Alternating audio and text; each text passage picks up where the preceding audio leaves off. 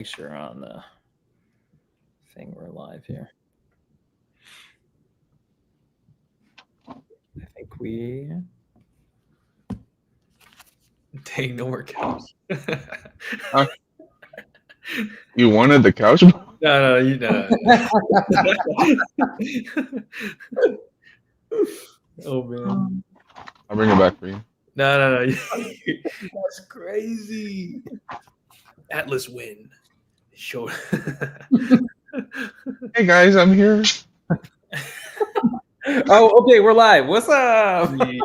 Let's go. Monthly market update. We are halfway through the year. It's Pokémon Hub. We're here with MetaKhai, Mushu's Collectibles, Atlas Win. Find them on all socials, on YouTube, on Instagram, TikTok, wherever you can find them. We are here to talk about the continued crazy bull run. Things like Gold Stars, things like Evolving Skies, things like Card Party, which we just went to. Actually, I think that's probably a good starting point. We just finished Card Party in Tampa this past weekend, and would love to hear from each of you how it went and what you felt about the show.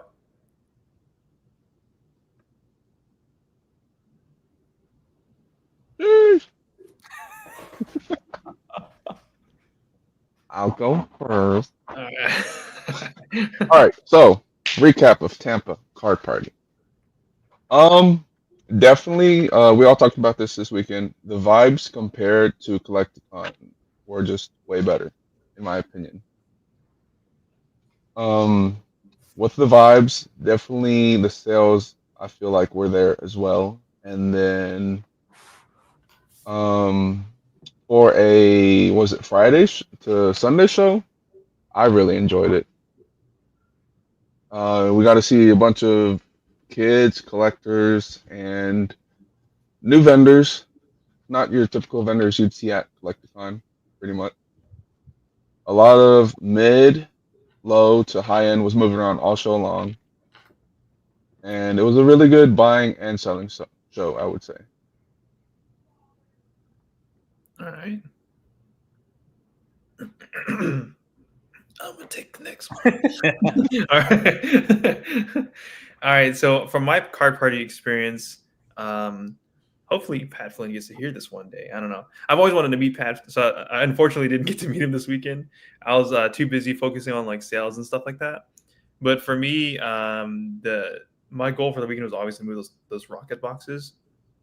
So we were able to move 2 rocket boxes first ed on day 1, and then the second one on day 3, or sorry, the third one on day 3.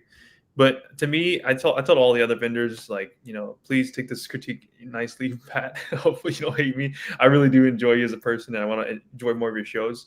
But I personally thought it was a more vendor-to-vendor type of scenario show.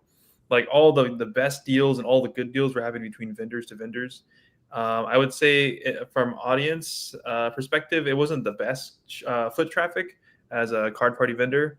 I would say like it was a weaker Collecticon. If you guys were at Fort Lauderdale Collecticon, that was a not very fun experience as a vendor.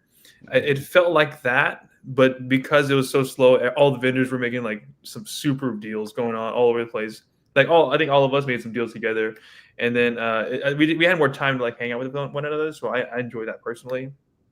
I would next year or at Seattle, I think I might choose to opt out of vending and just go experience the Card Party itself, because I just want to meet the creators. I just when I'm focused on sales, I just forget about doing the simple like fun things. Like just take a step back and just enjoy like what the hobby is made for. So next time Seattle, I hope to meet Pat one day, maybe. Very good guy. But that's it from me. How about you? So I think just like from a numbers perspective, I think it was probably my best show this year, which is really surprising compared to like what a lot of other people's were saying. Like Dylan said, there were a lot of vendor to vendor deals, but I think there's 3 big things that contributed to it being like such a successful show. One, I think location. We had like probably the best spot, I would say, in the venue. Just like it was just completely like well centered. When we walked in and we saw it, we're like, okay, this is gonna be good. And then not only that, this was the first show that me, Pocket Pals, Atlas, Gengarous Collectibles, the first time the four of us vended actually next to each other in a row.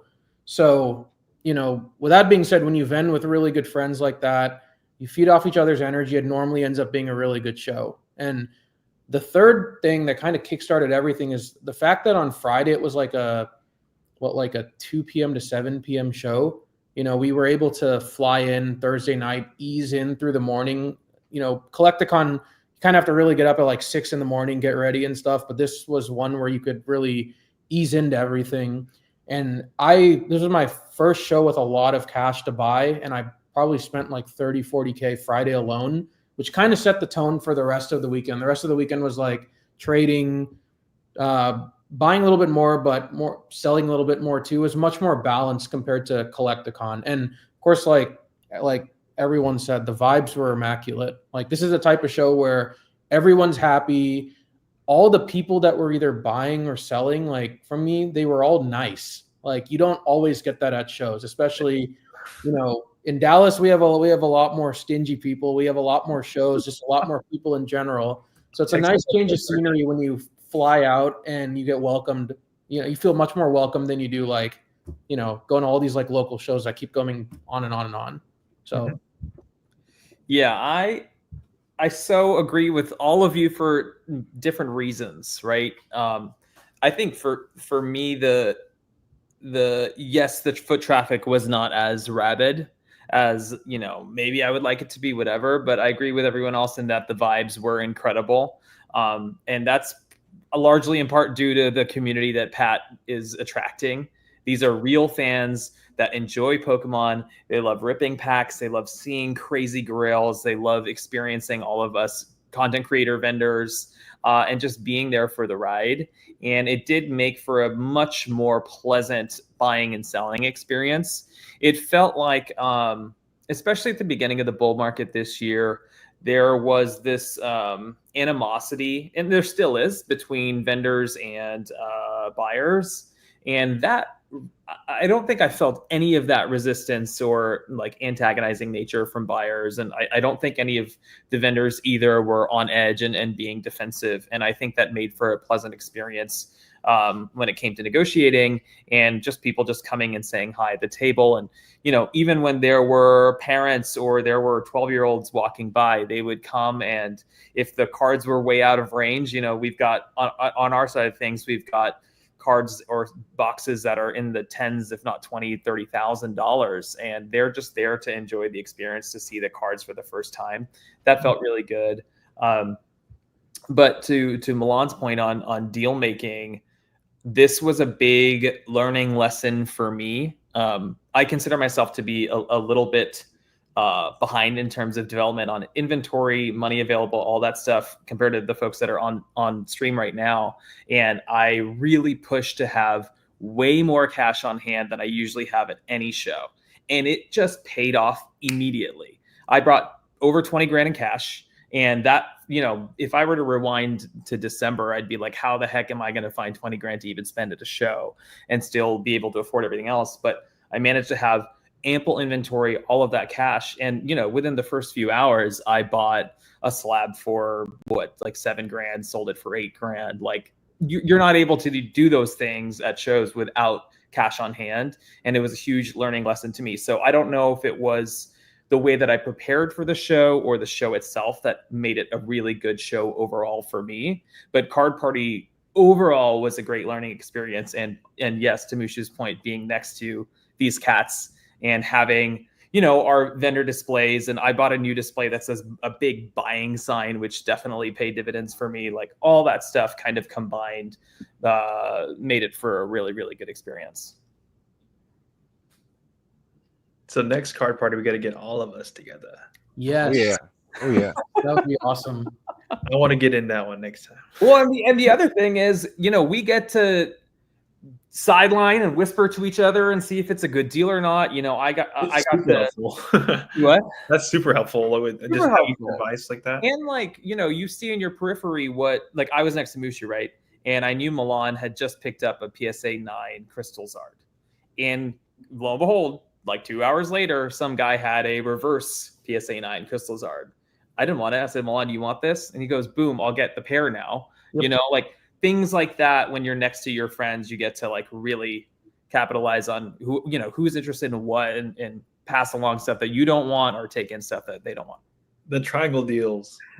Oh, yeah. Oh, yeah. Yeah. You guys are actually doing that a lot this weekend with me with the Halloween skies booster.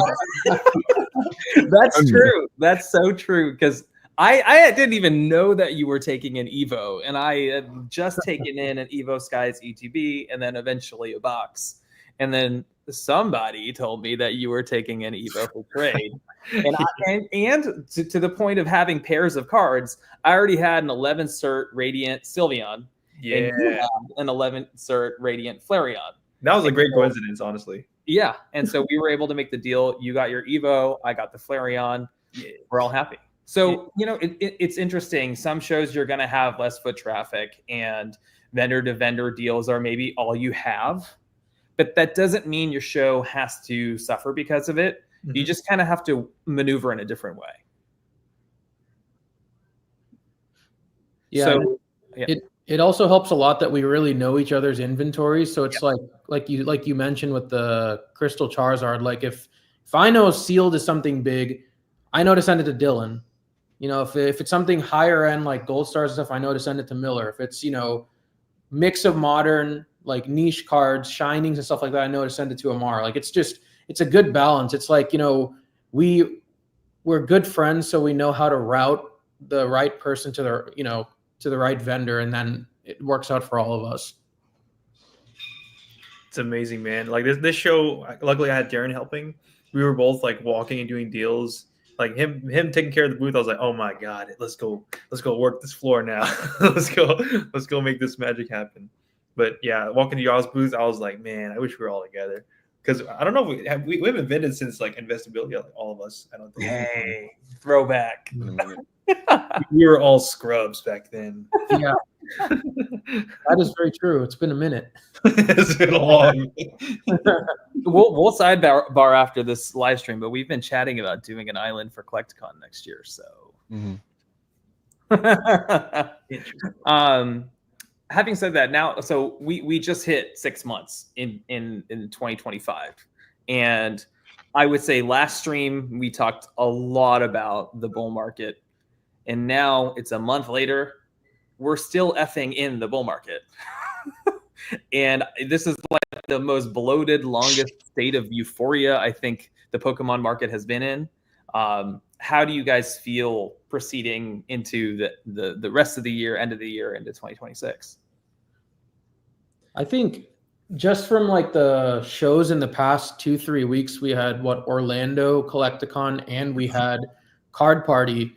I keep thinking that, you know, we're in this like extended state of euphoria. Yep. But I feel like we might not even be in euphoria right now. I feel like we might be in like just optimism, or like, you know, just very, very like just like a very excited phase. Because normally from what I've seen, once May rolls around, we start seeing the market cool off a little bit before it starts picking back up around like, you know, July and August. But June had a lot of record numbers.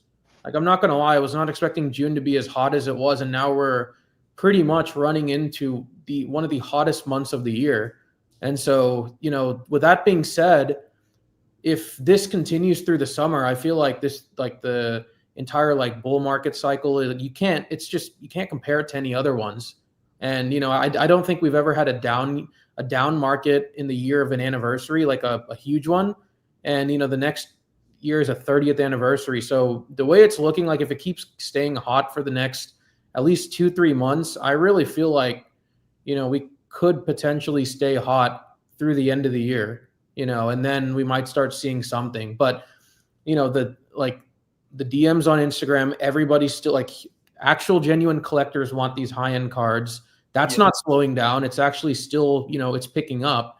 And, you know, us going to all these shows and like moving these like big cards, it's collectors wanting them too. So, you know, I feel like the demand is still like very, very strong. And like, that's something I was kind of taken aback by based on where we are at like in the year. Yeah. From my perspective, I know that was June, our last podcast, it was like for sure we were growing on a path of upwards. Like we all felt it.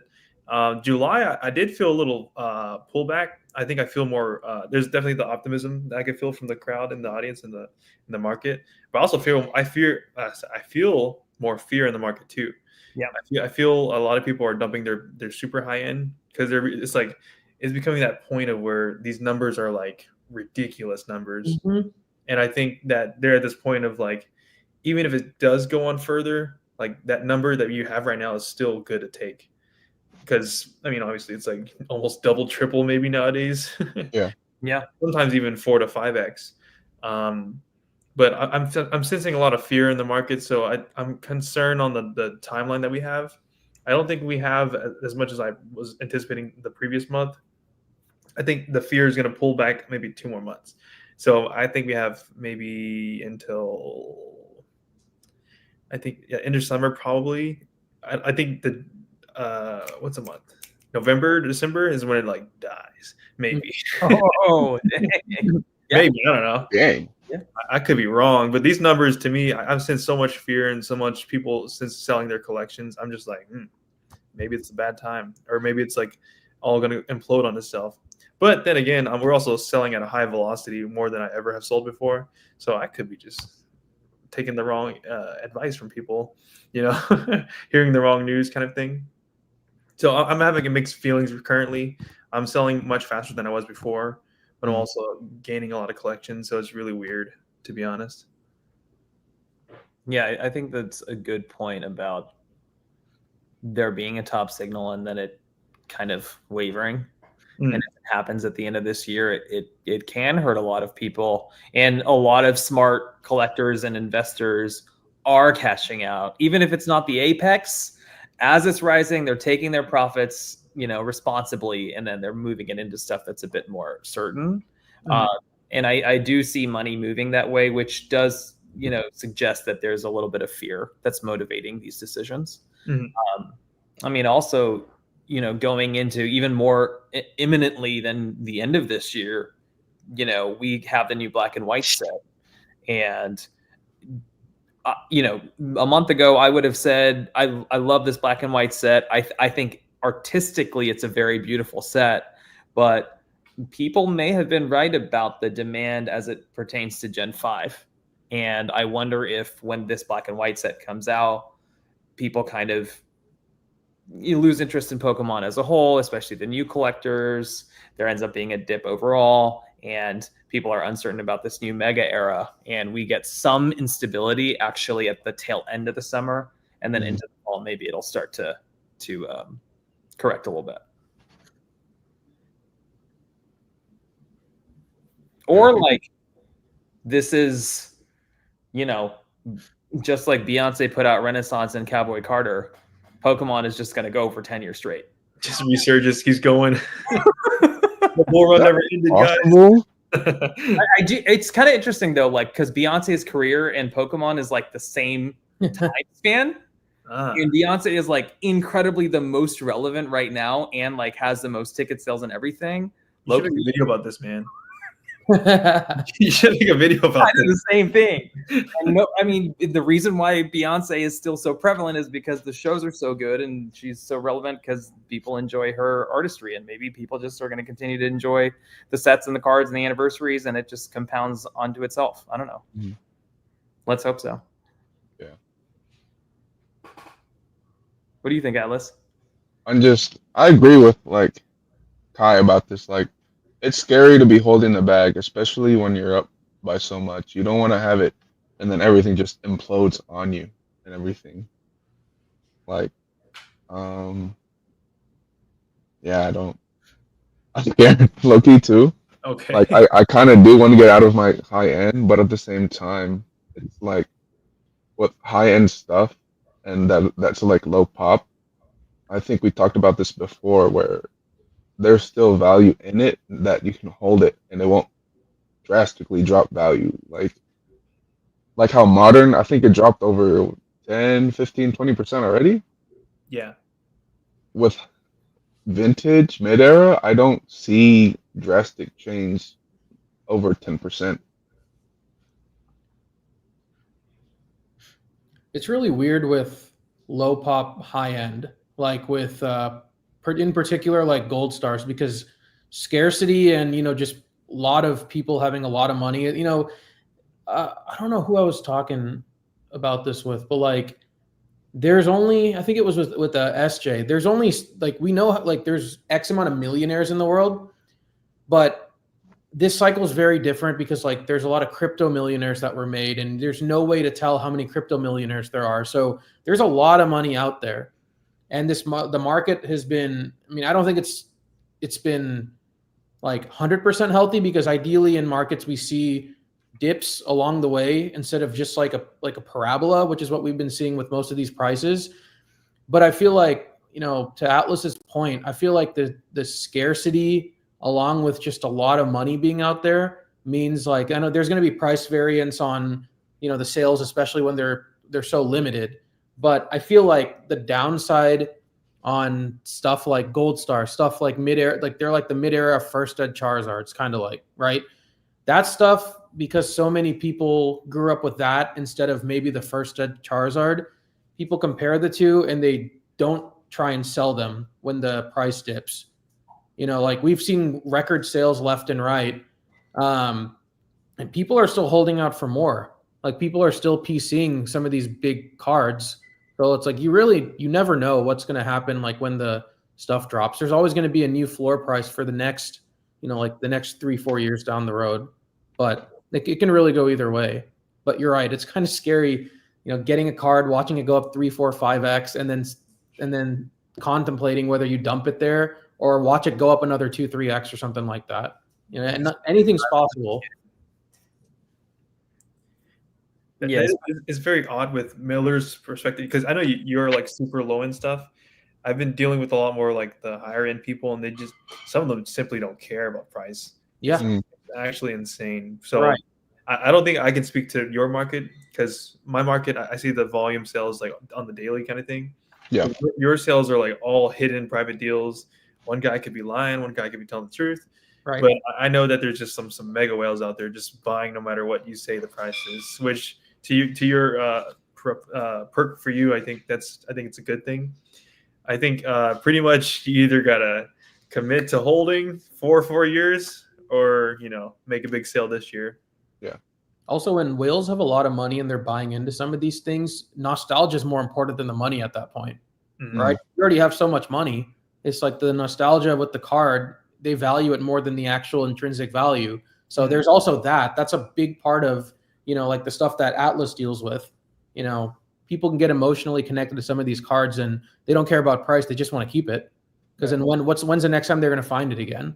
Yeah. So and that's with most of these like big collectors. They're never going to let it go.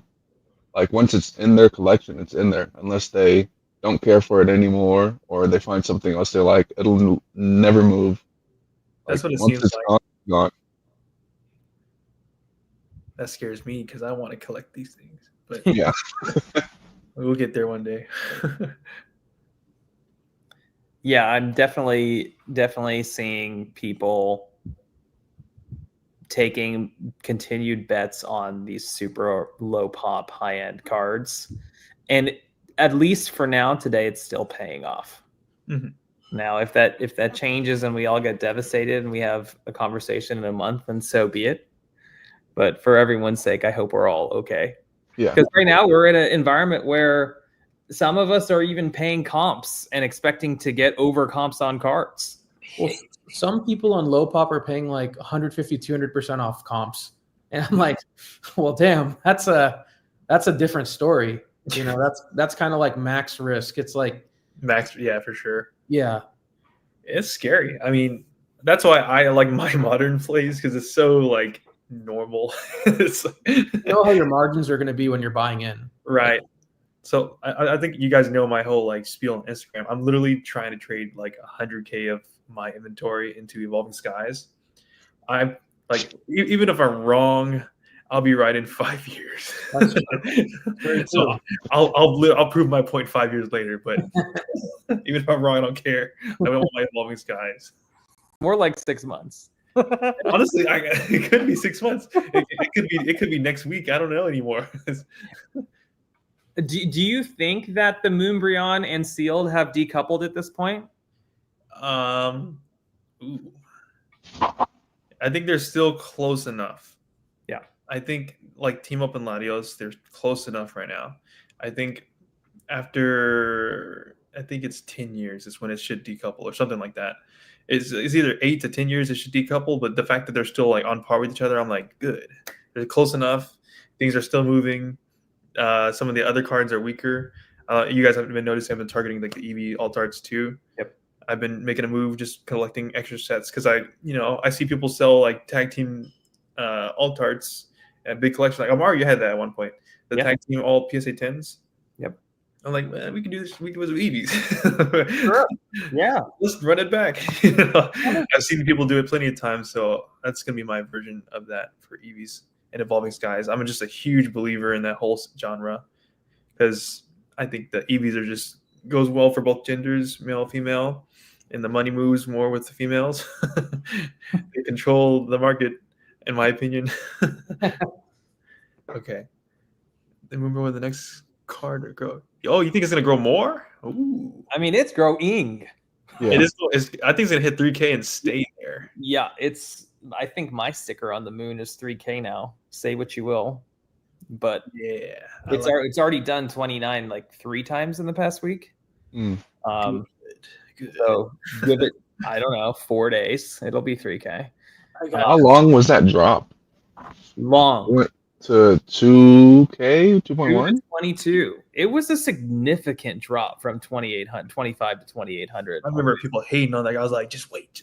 I knew it was gonna be like this soon, but it happened. But yeah, it is interesting though because we talk about team up and we talk about tag teams, but relatively speaking, the pop report, the PSA 10 pop report of the birds is 10% or less compared to the Moonbryon. And I wonder how long term that's going to. I know I've heard some people on YouTube say, over time, yes, there's going to be demand for the Moonbryon. Will it catch up to the Lovebirds? Who knows? But they're actually putting their money into the same card, but a higher grade in a black label.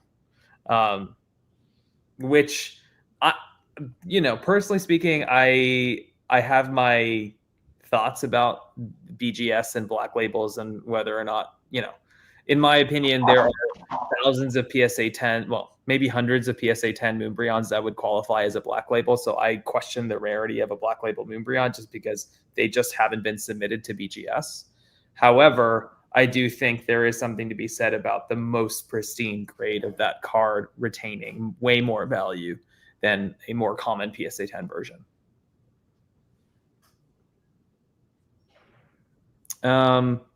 So if you guys are suspecting that this market with the ultra high end may... Did the lights just turn out? Sorry. Yeah. So stupidly enough, my lights are synced with my brother's lights. So like, it's a dumb house thing, but now my lights are out. Whatever. I'm sorry to interrupt. No. If we suspect there might be some depreciation in the ultra high end assets, like how are you guys going to protect yourself in the next few months? Is it really time to liquidate? Is it? Yeah. What are the strategies? I don't think it's time to liquidate yet. I think we still have time to hold on for sales to come up. Because like a lot of sales nowadays are starting to pop up and everyone's starting to hear them. Like Ganto, I know he posts his sales and everything, but sometimes they show up a little late whenever he does the sales. And then we're hearing nowadays other people that are actually doing sales across the seas and everything. But to like get out of it soundly, I think trading down into like a lot of slabs would be ideal. So we get more value from the smaller slabs. Like we could do EXs, tag teams, maybe even alt arts at like 1% because you don't want to take those at 100% for high end. Yeah, that's a good point. You take something in 80-90% trade, and then suddenly if the stuff you took in as trade depreciated 10 to 20%, you're still protected on value. Yeah. I mean, what do you guys think of the tag teams going crazy right now? The Gengar Mimikyu is like 5K plus. The birds they will approach 10K. They're definitely over 8 now. Latios is the only one I believe in. Yeah. I like the other ones, but Latios for some reason to me is the only one that matters. Yeah. I see the Latios. Actually, I don't know. That reaching 10K for that kind of card seems really weird for like a 6-year-old card. Is it 6-year-old? 6 years old? Around there, yeah. 2019, I think. So yeah, 6. Yeah, to me that feels really high. But I mean, if it is the card to do it, I think it's that one. Mm-hmm. So that's my stance on it. Would you place more bets? I mean, I think I know the answer to this on Sun and Moon sealed or something like the Lovebirds. Oh, sealed. Yep. Sealed. Yep. Sealed is boom. I mean, man, that's also another play I've been making recently on some Sun and Moon boxes. Like you can see the growth happen right away. Like Cosmic Eclipse, I was making a play. I think last month we were talking about this. We're buying them for 2,000. Now they're already peaking up to 3K. Yeah, Hassan knows. Hassan's like, he knows for sure. We've been all watching Cosmic very closely, me and Hassan, I assume. But they're reaching 3K now, so all Sun and Moon are just booming. So yeah, I agree with Sun and Moon Shield. What about before Sun and Moon? Let's say like mid-era vintage. What do you think about that, considering sealed? I still think there's somebody secretly printing WotC booster boxes in their basement. But low-key, yeah. EX Emerald, or not EX Emerald, just EX sets in general, and like the e-reader sets, I feel like there's still so much potential in those. And that's like scarcity to the max. Yeah. Like that stuff is just crazy, and I feel like generation after generation, like of people, like, you know, year after year, more and more people are going to be looking at those sets and buying them. But I mean, a base set that literally looks like it was made yesterday, I don't know, man. I don't know how I feel about those sealed boxes. Oh, like those super crisp ones? Yeah, I'm like, dude, did you just make that? Yeah. It looks so crispy. It's like, you know, for something that old, I mean, I don't think I've seen a crispy like box outside of those. Like, there's always something wrong with the box. There's like some creases or something, but like having an actual minty box, like it just blows my mind that something like 30 years old is still like in that good condition. I don't know, unless it came out of a case, which is still crazy. Yeah, with the right stories and people who have them, it makes sense. But like you said, like random people just constantly having it, maybe it's like, yeah, I don't want this one, Chief. Yeah. Yeah, that's scary to think that it's possible. Definitely don't want to be. You never know. You never know. Yeah, when I got those Rocket vintage boxes, like they were kind of beat. So I was like, this is real. This isn't recent. This is old. But I think the conversation about the mid-era sealed, it's like a weird thing, because the cards won't bring you the value. It's like the sealed collectors. There's, I think, Nostalgianomics and, you know, Plumber, they always have this conversation about like people collect the boxes, not the cards inside the boxes too. So I think that is an untapped field. That's like Milan said, the mid-era boxes. To me, I'm like, it's 10K. I ain't touching that. It's like, to me, it's not worth it. There's like, I'd rather spend 10K in like Sun and Moon or something. Right. But I could be wrong, you know. How are you guys feeling about the way people have been speculating all year? I'll explain. So we have the mega set coming out, and almost since it got announced, megas have been on a tear. And I've seen some, not backlash, but some critique on the way that people make speculative plays, suggesting that cards may not actually appreciate in value and it's all hype and it'll go back down. But from what I'm seeing, at least this year, the speculative plays that have been made, especially in high end, have been paying off for a lot of people. Do you think that's going to continue to occur as we get into the 30th? I mean, even as recently as this past week, we're seeing, I mean, some of this is manipulated, of course, like the Gold Star Greninja, but like we're seeing these plays that are speaking to the 30th anniversary, and it is increasing the value of those cards. How do you feel about playing the market that way? And do you guys think that that's going to continue through the life of Pokemon, or is it just during this bull cycle that it's ringing true? I think since it's very predictable, a lot of people are making the same plays, so it becomes a technically safe play at that point. But you have to sell so fast when the time is right. Like a lot of us vendors, we feel the market, like the pulses in the market all the time. So we have the ability to sell like then and there at the moment. But if you don't have that access to sell at your shows or like locally or whatever online, I wouldn't personally follow the trends like that. Yeah, some people stay away from the trends, Yep.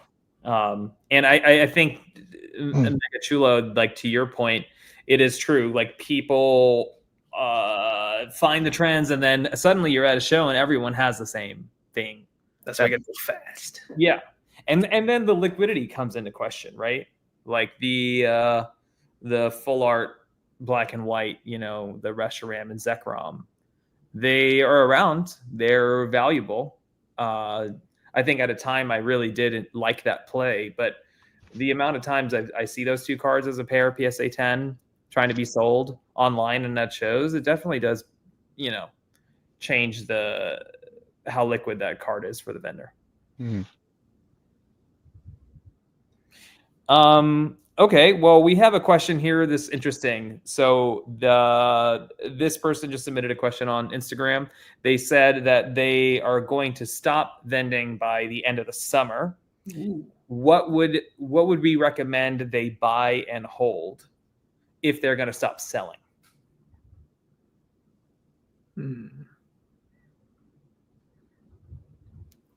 Are they here in the live? I don't think so. Okay. The most obvious answer would be sealed.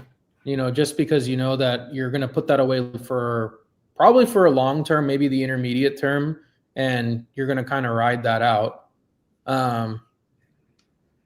Wait, is it Jersey Mike's dripping? Hey, Jersey Mike's, let's go. Let me get in Mike's way, son. Hey, Jersey Mike's. Should we talk about our favorite sandwiches? I've been getting the bacon ranch chicken from there. Hey, Freaking dead. Yeah. Let's invest in that. Yeah.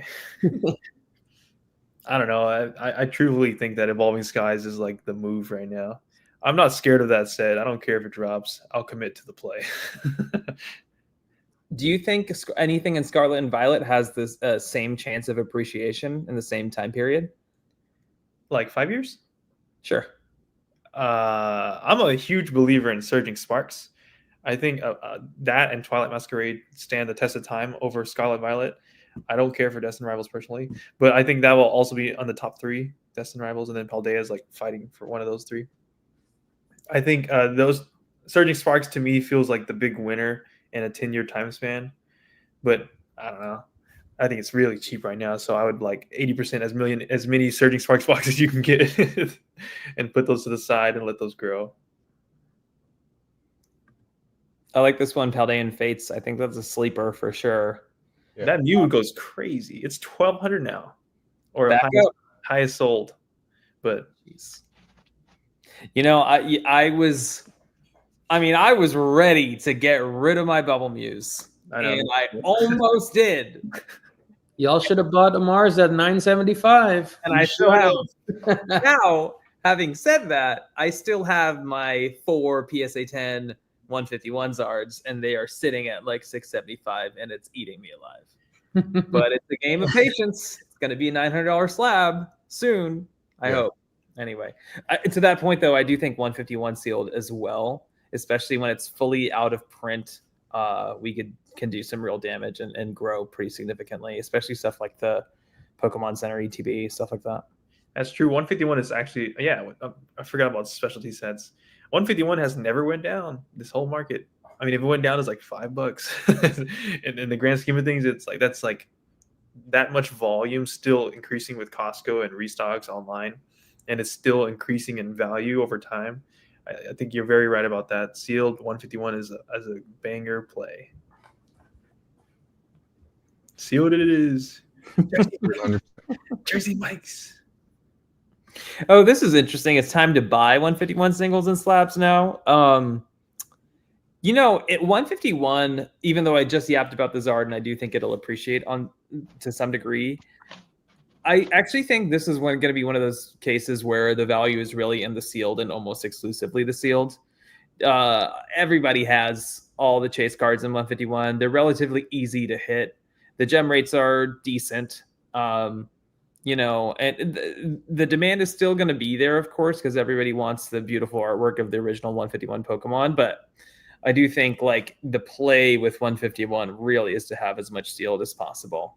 And then, yeah, if you want some, you know, PSA 10 Zards, that's always going to do like just like the XY Zards that were once cheap and now are kind of appreciating 2-3x over a 5-year period. That may happen with the Zard, but it'll take a bit longer just because of how many there are. I'm gonna open the blinds real quick. It's dark in here. Something risque I would think I'd invest in would probably be like a Ray Gold Star. Wait, what did you say? A Ray Gold Star would be risque. You would invest in a Ray Gold Star. Yeah. Let me hear your thoughts. We talked about it earlier, and compared to a first edition Charizard, it's starting to get up there price wise, comparatively. Yeah, I'm actually a little surprised that like Milan was saying the PSA 6, 7, 8, 9. It's like pretty equivalent. First ed, base set Charizard, and the Gold Star Ray. Just saying that out loud, I was like, whoa, there's a lot of room on that Ray PSA 10. Yeah, I think if this market keeps going the way it is, I think like 150K on that Gold Star Ray and a 10 is programmed. Like there's no reason why it shouldn't get there. It seems it's our generation's grail, you know? Like it is. I forgot who I was talking to, but I literally don't care for base set Charizard. I don't either. Like me personally. Yeah. And then once we make it in life, we will shift the market ourselves to Rayquaza.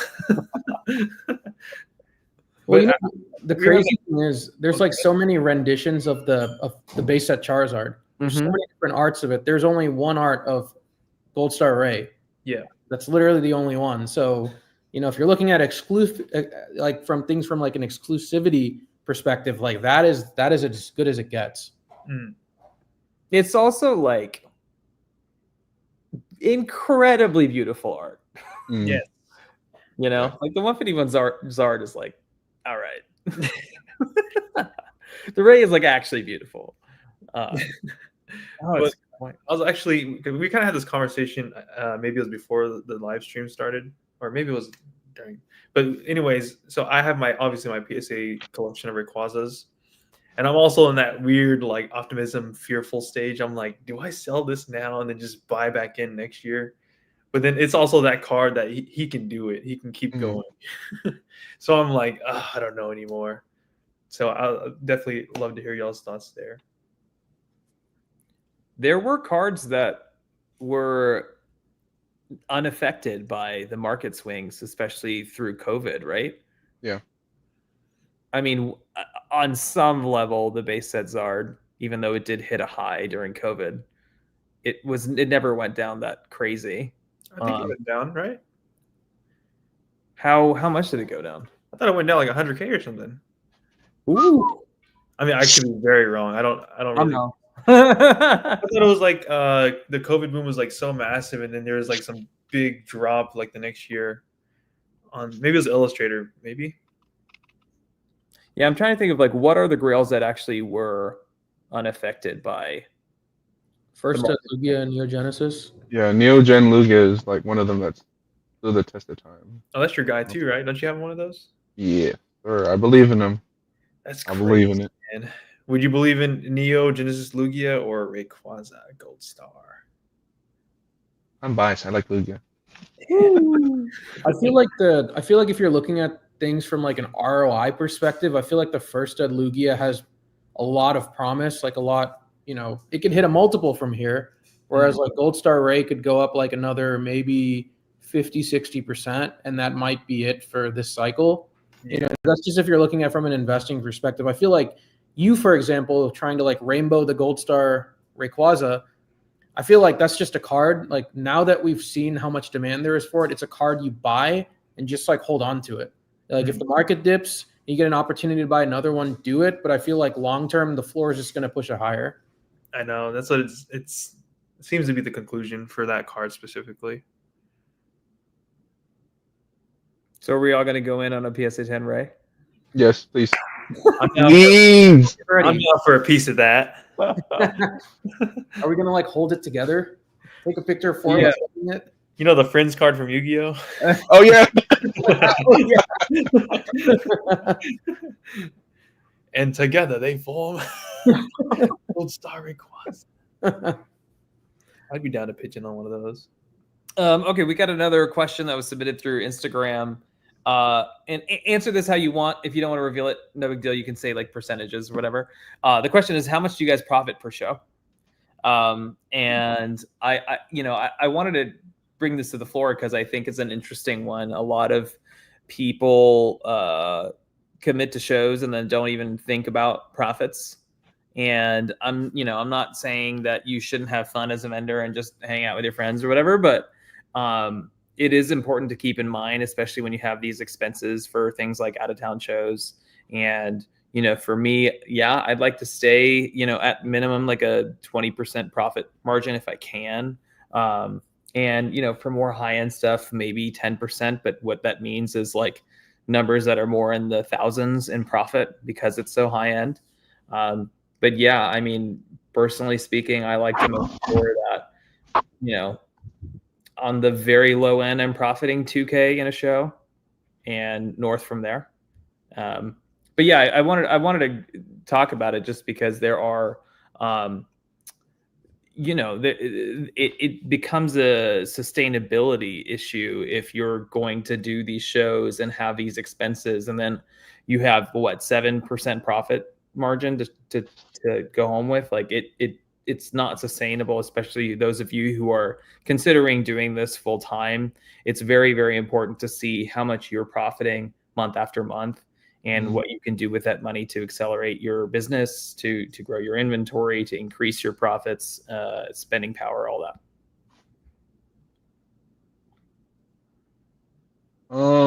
So for myself, since I dabble with cards that go up to like 80K, it's really tough for every show to be making a certain amount of profit. There are some shows where I'm doing very big deals. Like Chicago, I did a 50K deal for the Umbreon. On that alone, I profited 30%, if not more. And high end, I think specifically is different if you ever get into it. Like there'll be 1, 2, maybe even 3 shows for that whole month.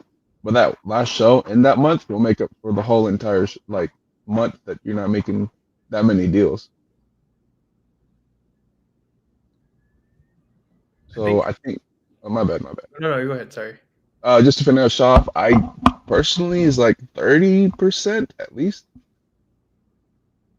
Yeah, the high end is like very good margins because when it hits pretty big. I think mine's very similar with the Mars. Truthfully, I don't keep track of it like that. For shows, I have a hardcore mindset of like whatever I make, I should spend it at the show because that's the only time to buy inventory, at least from in person, and I get to inspect everything myself. Because when I'm at shows, I'm buying raw cards and trading raw cards, and I'm grading them on the spot. And then I put an R for review, and I grade it later. So to me, there's a lot of like profits that are unseen later, because like I only take in cards that are like good show cards or they're gradable cards. So you're winning a lot there. And then we also had these big trades like this card party week. I traded like 3 rocket boxes.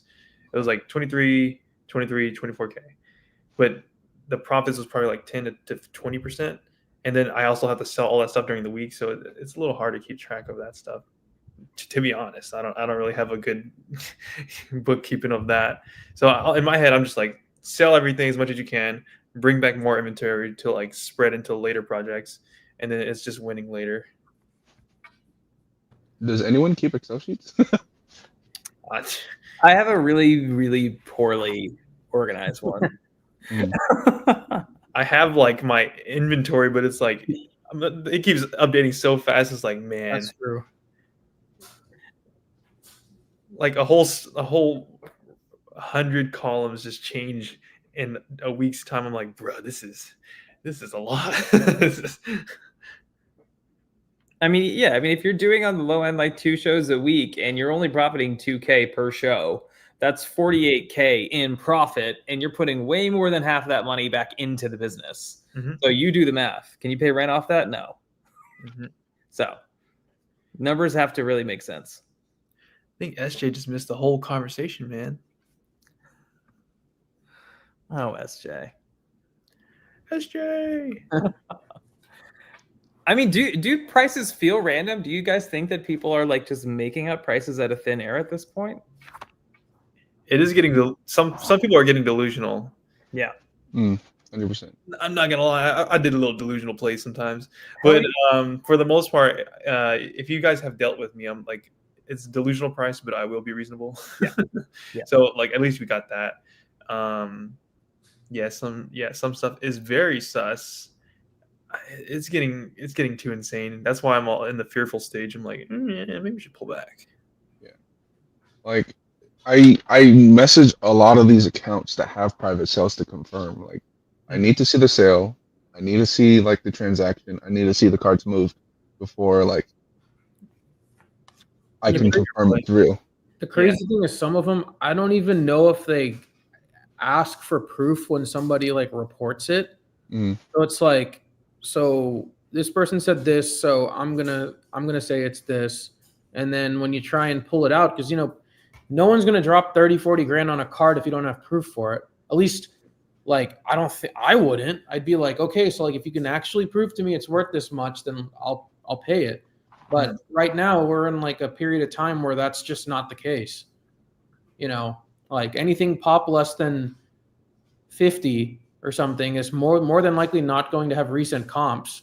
So you're going to be looking at something 2 to 3 months old, extrapolating, where the price could have gone, over the past 3 months because the market's been so hot, and coming up with some number that kind of makes sense.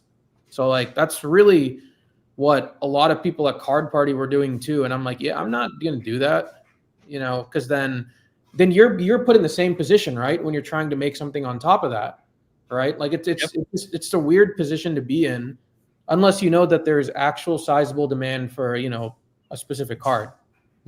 It's a lot of hearsay. Yep. And not like we haven't been taking the risks and like operating off of that hearsay. We all have.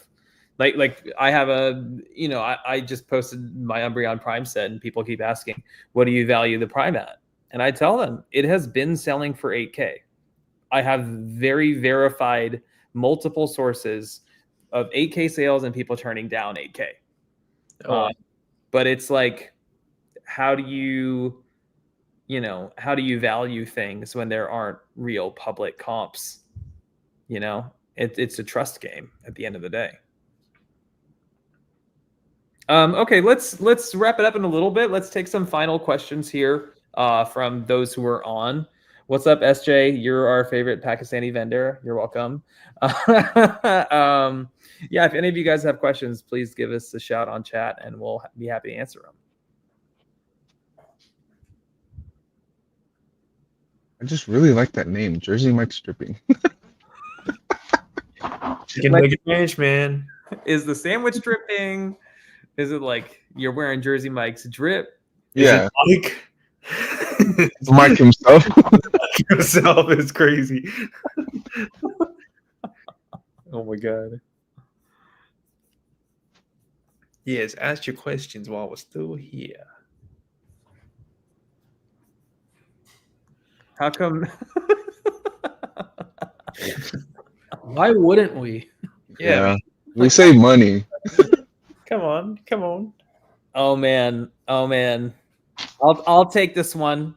I'll take the heat on it. I don't mind. I am insanely nervous about the 600 tables at NTX in August.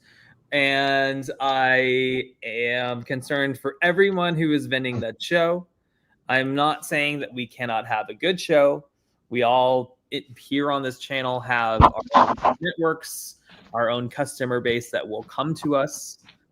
Having said that, I think the way that I explain it is the customers, there's a certain number of ticket sales and there's a capacity at these venues, right? And these customers have a limited amount of money to spend. And there are vendors who have some booths that are offering, $10K worth of product. There are vendors who are offering $500,000 worth of product. It's anything from ultra modern to high-end vintage to sealed, whatever. And I can only imagine as a customer, when you're walking through 600 tables and you get excited about something at one table and excited about something at another table, soon enough you get through 20, 30 tables and you spent half your money and you don't even realize how much better product is available at the show for you to purchase. Yep. Just because there is just so much of everything. And maybe you were on a mission to collect every Clefairy and you get like the freaking jungle Clefairy and it's LP minus, and you don't realize that someone has a PSA 9 sitting there and you could afford it. And I think that's the critical issue is there is a overwhelming amount of inventory that by any measure is not necessarily desirable for the collector, but because they're exposed to it so immediately and there's so many options, they spend their money quicker, and then suddenly other vendors don't get customers who spend money at their table, even when they spent all that time curating their inventory, offering as much as possible, making sure the product is really good. And so for those reasons, I'm worried for a lot of my friends who are vending. I'm honestly, I don't know what to say. On some level, I'm worried for myself. Like, I didn't have an amazing NTX, the last NTX, and I thought our location was great. Now, I had way less singles and way more slabs, and that factors into it, and I get it. But still, for a show like NTX, which has been freaking incredible for most of its life, I was expecting an incredible show, and I do think the expansion has limited my sales. I'm pretty much on the same boat. The last show was, for me, it was good because we just had the previous audience coming by, but I felt the saturation was already extensive or increased at that time. So me personally, if it's in August, if the market's like super hot and still going, I probably will vend. I think if I sense weakness in the market, I will probably go walk and buy and probably sell my table or something, or sell it to one of the buddies. But yeah, market's strong, I'll sell at the show. Market's weak, I will be buying and walking around the show because there's too much competition for a local Dallas show. 600 tables, it's going to be reached over capacity probably. Agreed. Like this time around, there's gonna be 4 different entrances for the show. That's if you're stuck in the middle or somewhere just in a horrible location, you're never gonna get reached. Yeah. Yeah, this is a good point from Jason. Without a national audience coming in for a show of this size, sales will drag. We're nearing Collecticon levels of tables. November edition will be bigger than DCS. I think the benefit of Collecticons, when you have a show where there are so many tables and there's customers are doing their thing and they're not spending money at your booth, you at least can do the vendor-to-vendor deals because there are people from all around the country, if not the world. Yeah. And it's easier to go and like maneuver and sell and trade with other vendors. But at these NTX shows, it's all local people. We can do deals outside of that online very easily, and we do all the time. So we don't have that opportunity to create business at those shows. I think like social media and the level of curation of your inventory is really, that's just going to be the differentiating factor. Because like I post a lot of like individual cards just for content, so people kind of get an idea of the stuff that I normally keep. And like the modern stuff and everything, I'd rather let everybody else handle that because it's like you said, it's so saturated. If I come with gold stars or if I come with ponchos and crystals, I know that's something that most other people won't have. So at that point, it's just as a matter of if the person comes to me, they're going to be able to see it. I won't have the modern and stuff, but the person next to me might. So like they can focus on that. But I just try and stay in my lane and that's what's been successful for me at NTX at least. Like for Dylan, like when I vended next to Dylan at NTX, anything sealed, anything modern, I said he's your guy. Like he's literally your guy. If you want this type of stuff, I'm your guy. I literally have it right here, and that's just how it works. Like that's how I've done it. So it's just going to be more and more important as these tables get, more and more stacked. Like we're eventually going to have 800 tables at a show. It's going to feel like a freaking flea market. Like it's going to get ridiculous. Like it already does feel like that. Yeah. And, I get a lot of fatigue having to talk to thousands of people already. Like it's tough, and it's only going to get worse from there. So like, you really just have to know what your game plan is before, these shows, because it's only going to get tougher from here. Okay, last question. I see most of the vendors tax genuine collectors, but are okay selling at a % to other vendors. Card shows are slowly turning into mostly vendor-to-vendor deals. Do you guys agree? I personally speaking, I don't recall an instance where I give a vendor a better deal than a customer. I don't think I've ever done it. Unless we're doing a trade where we're both really happy and it's like way more understood that we're getting what we need for each other. It's like, it's a totally different thing. Like, if I have sitting at home, X amount of sealed and I'm really ready to give up one box and get something in return that's actually, lower in value, but it's better for my case. Like that's just vendor to vendor stuff that it's harder to explain. But by and large, like I don't think that us vendors are necessarily taxing customers and then not and then offering vendors different deals. I have a perspective on it. I think mine's a little different. I kind of joke about it. I was like, I turn off vendor friendly fire. It's like, I'm dead. there's like some vendors that have done like tens of thousands of business with us. So to me, I give deals to those vendors. Like that's the only reason. It's just like we build relationships and like we built a service over time. And my whole service is like I provide English and Japanese product to these people. So I'll cut you a deal, and I won't cut these new people that I meet deals just because I simply just don't know them. So sometimes I give discounts because I value the relationship more than the number of sales. Good point. So that's the only time that I would do that personally. Like, all four of us, we've passed around deals all the time to each other. Just like, we were like, hey, this would be good in your audience. Take the deal, So that's how I perceive that question. I mean, I agree with that too. Like, I think when you have a genuine, relationship, like we do, like we're all good friends. Like we all know each other. We've known each other for a while. We're going to give each other deals because it's like if I get something at a really good deal and somebody else wants it, I'll move it to the next person, give them a deal so they can make something too. Because at the end of the day, we're all making money to take care of our families. Like we're not doing this really for fun. We're all doing this full time. And so that's my stance on that. Like in regards to taxing like genuine collectors, it really depends on what the card is, because like when you're in a bull market, it's very hard to sell something at comps because especially when it's scarce, it's very, very hard to sell anything at comps because that the buyers are also coming into these shows most of the time knowing that they're going to have to pay high dollar for stuff like this. That's just how the market goes.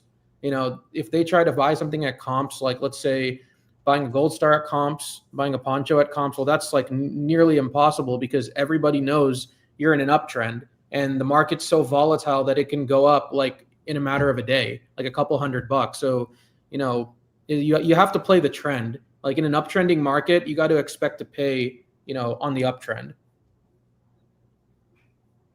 I tax everyone the same. I'm not gonna lie to you. Crazy. Same. Everyone gets the equal rights. I'm sorry, guys, but I can respect that. honestly, the vendor to vendor deals, I see a lot more often. But a lot of these vendors were collectors. If we're gonna be 100% honest. Yeah. Like some of these vendors don't even vend to vend. They go to the shows because they get tables because their friends are like, hey, come join me on this table. And then they have good cards. They want to, trade or sell or buy to other vendors. And then it just keeps the ball rolling between other vendors. Yep. Okay, I wanna leave on a positive note. So I'd love to hear from each of you. What are you most excited for the rest of the year in Pokemon? The World Championships. True. Let's go. Are we all gonna be there? Yeah, we're all going to be there. Or That's what it is. It's It Worlds. would be so much fun just to be able to, go to a Pokemon event and actually just relax. No vending. Just it's kind of like a culmination of all the shows we've had, that we've been working our asses off for. And then in August, we get to actually hit a pause button, take a break for a weekend. Actually, true. It is like a Pokemon vacation going to Worlds. Yeah, you get to actually go to the Pokemon store and buy stuff for retail. That too. Oh, Can't complain. we're gonna rip some packs. Oh yeah. Yes. Worlds is what was it, like August? August the 16th or something like that? Sounds right. Yeah. We're gonna get hyped. Cool. Well, this was our monthly market update, July 2025, here with MetaKhai, Atlas Wind, Mushu's Collectibles, Gengarous Collectibles and Spirit. And we will be hey, buddy. Hey, everybody. Oh my god. We'll be back in August, probably with a special guest. We think we have Matt Cass coming on next time. So very excited for that. We're going to talk more about how this market has shifted in the next month. And till then, thank you guys for watching. Thanks for your questions. We're so excited to have you guys join and talk crap on the chat and hear us blab. And see you guys soon. Have a good evening, everybody. Good night, guys. Bye-bye. Peace out, y'all. You guys.